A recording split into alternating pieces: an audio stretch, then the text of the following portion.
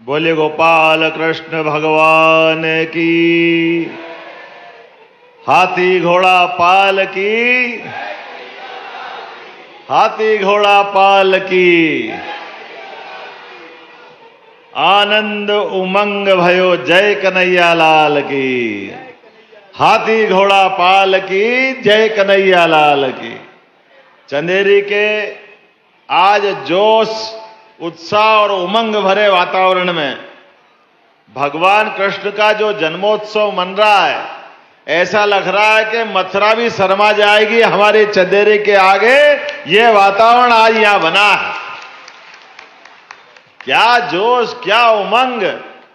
बरसात से होड़ लगी, बारिश हो रही है, गीले हो रहे हैं, लेकिन दौड़ रहे हैं आगे आगे अपने अपने ढंग से, जिसको जैसा लग रहा है। हमारा कन्हैया ऐसा आकर्षित करता है, जैसा ऐसा लग रहा कि हमारे अभी हाल बिल्कुल थोड़ी देर पहले चौराहे पे ही मिले हो हमारे को, अभी बुला ही रहा है जैसे आशीर्वाद देने के लिए। जोरदार करतल ध्वनि से अपना देवता का अभिनंदन करें। कितने रूप में पूजा जाता है उनको, कितने रूप में, कौन कौन से रूप की बात करें। कोई एक रूप हो तो बताओ। एक व्यक्ति कितने प्रकार के जीवन जी सकते हैं, लेकिन सब में जी करके कमल के पुष्प की तरह किसी में लिप्त नहीं, सबसे निर्लिप्त, सबसे ऊपर। बोला जय जय श्री राम। क्या भगवान का मंदिर है लक्ष्मण जी का चंदेरी के अंदर, और भगवान राम का अलग, भगवान लक्ष्मण का अलग। और क्या बताया कि जल झूलनी एकादशी के दिन दोनों का मिलन होता है। कितना आनंद आया भगवान के मंदिर में जाकर के। वाकई ये चंदेरी, जिसका आदि न अंत सदैव उपस्थित है, ऐसी नगरी चंदेरी हर युग में हर काल में उपस्थित है। मुझे इस बात की प्रसन्नता है, हमारे अपने 1528 के अंदर भी यहीं बाबर के साथ युद्ध में वीरता के बलबूते पर राजा मेदिनी राय ने अपनी शहादत दी, और 1600 ज्यादा रानियों ने अपने आप को अग्नि में समर्पित करके भारत के अंदर नारियों की ताकत बताने का प्रयास किया कि यहाँ की बहादुर छत्राणियां, वीरांगनाएं जान दे देगी, लेकिन भारत की आन नहीं देगी, भारत की इज्जत को मिट्टी में नहीं मिलने देगी।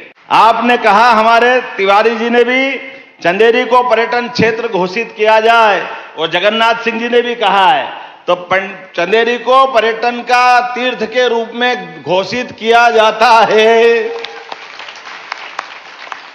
5000 साल पुराना भगवान कृष्ण का इतिहास जहां से जुड़ा है, ऐसे सभी स्थानों को, केवल चंदेरी नहीं, जहां जहां भगवान ने लीला की, सभी स्थानों को तीर्थ के रूप में बनाने का हमारी सरकार ने निर्णय किया है।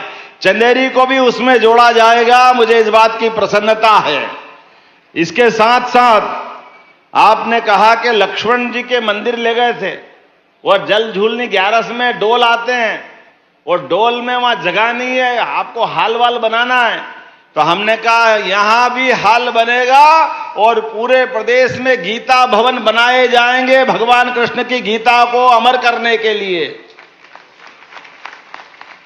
हर नगरी निकाय में जहां जहां भी भगवान कृष्ण के जीवन के आध्यात्मिक चर्चा, परिचर्चा, ज्ञान चर्चा, अलग अलग कार्यक्रम, ये सब होना चाहिए।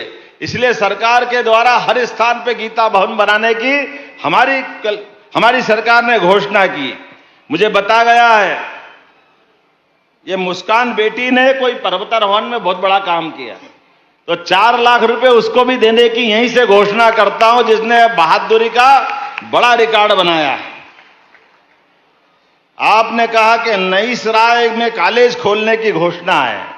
मुझे मालूम नहीं आबादी कितनी है, लेकिन 40 किलोमीटर तक कोई कॉलेज नहीं, आप कह रहे हो, पर आबादी कितनी है? आबादी बहुत बड़ा एरिया है। चलिए कोई बात नहीं, परीक्षण करके आपके आधार पर वहां पर भी घोषणा करेंगे कि हमारे यहाँ भविष्य में महाविद्यालय बने। हमारे जगन्नाथ सिंह जी ने उसके बारे में कहा, थोड़ा परीक्षण करने के बाद। आपने कहा कि ईसागढ़ में, मैं ईसागढ़ में क्यों, हम तो कोशिश कर रहे हैं एक्सीलेंस कॉलेज में आज नहीं तो कल सभी एक्सीलेंस कॉलेज में सभी जिलों में जो एक एक जिले में कॉलेज दिया है, भविष्य में सबदूर कृषि महाविद्यालय खोला जाएगा। यह हमारी सरकार ने निर्णय किया है। कृषि में जब आगे बढ़ रहा है तो ये मौका मिलना चाहिए कि नहीं मिलना चाहिए। मुझे इस बात की प्रसन्नता, आपने कहा कि कार्यपालन यंत्री, सहायक कार्यपालन यंत्री का यहाँ पद खाली है, तुरंत चंदेरी के लिए ये भी भरा जाएगा। ये भी मैं यहाँ घोषणा करता हूँ, बहुत जल्दी आपको इसका भी लाभ मिलेगा। आपने कोई विकास खंड की बात की है, 72 रुपए सामुदायिक केंद्र स्वास्थ्य केंद्र खोलना है, तो 72 रुपए मुंगावली विधानसभा में भी सामुदायिक केंद्र खोलने की घोषणा की जाती है। शिशुपाल गढ़ी कल्याण राय देवालय का जीर्णोद्धार, ये भी, इस पे भी सरकार पूरा ध्यान देगी, इस पे भी काम करेगी। तिलक कोठी में 10 कक्ष बनाना, 5 है, तो 5 और बनाने की यही से घोषणा करता हूं। बहुत जल्दी आपको पर्यटन केंद्र की तरह उसका भी लाभ मिलेगा।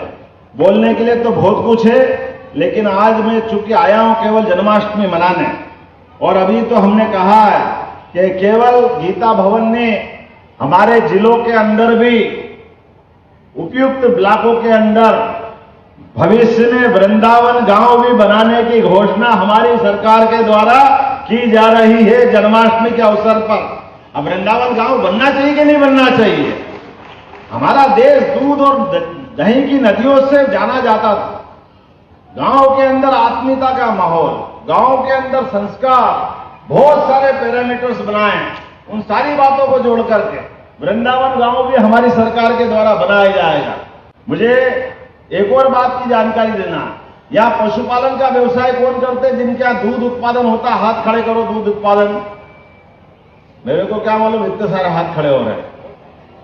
आप चिंता मत करो, जैसे गेहूं धान पे बोनस देते हैं, हमारी सरकार के द्वारा दूध उत्पादन पर भी बोनस देने की बहुत जल्दी घोषणा होने वाली है। आपको दूध खरीदने पे भी, और 10 गाय से ज्यादा जो अपने घर में पशु पालन करेगा, 10 गाय या भैंस, ऐसे सभी लोगों को भी अनुदान देने की घोषणा हमारे द्वारा की गई है। उनको भी ये प्रोत्साहन दिया जाएगा।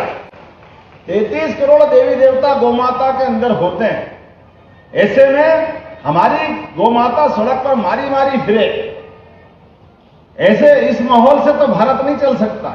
हमने इस बारे में निर्णय किया है कि जो नगरीय निकाय पहले कांजी हाउस बनाते थे, खिड़क बनाते थे, अर्थात पशुओं की जेल बनाते थे, हमने कहा ये जेल बनाने की जरूरत नहीं है, ना कांजी हाउस बनेंगे ना खिड़क बनेंगे। अरे ऐसी बूढ़ी अपाहिज लावारिस या कहीं अपने मारी मारी फिरने वाली गौ माता है, अगर किसी नगर के अंदर आती है, कहीं रोड पे मिलती है, तो सरकार उसको पालेगी। सरकार इतनी कमजोर थोड़ी है। जो पैसा लगेगा गौशाला बनाई जाएगी, गौशाला सारी गौ माताओं को पालने का काम हमारे पास रहेगा। और जो गोवंश अच्छा दूध देता है, आपकी आमदनी बढ़ती है, वो हमारे अपने भाई बहन अपने घर में पाले। जो नहीं पाल सकते उनको गौशाला में लाना, ये दोनों व्यवस्था हमारी सरकार के द्वारा की जा रही है।